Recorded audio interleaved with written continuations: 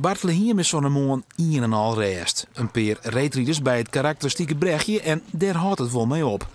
Maar hoe vlug dat verrooien kan bij een halve sterrentocht blijkt wel uit deze beelden uit 1990. Mensen die aan de route wijnen hadden toen graatvol met publiek. Mirjam Hakkaert maakt het van dichtbij mooi. Nou, ik heb al jaren in het hoofd om dan dit plekje mooi af te zetten. Gewoon helemaal privé. Want anders kan je inderdaad zelf helemaal niet bij de oever. Ik denk, als ik dit nou zo wat afzet, van dit is alleen voor de eigenaar, dan zie ik het, dacht ik, eerste klas. Heb je nou zoiets van lid maar komen of ben je toch een beetje benauwd van ik weet niet hoe het komt, maar met toen en alles?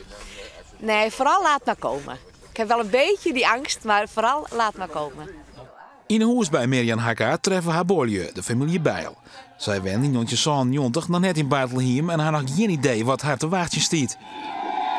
Het was berieselijkste koud. Eens kijken.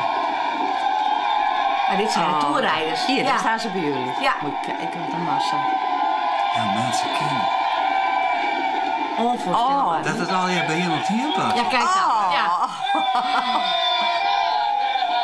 Wat een sfeertje, hè?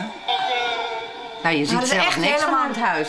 Nee, we hadden ze echt helemaal van het ijs tot aan de gevel. Ik weet dat toen de finish kwam, toen stonden ze allemaal omgekeerd zo met het gezicht door de ramen heen. Oh, om te kijken wie Om naar de tv te kijken.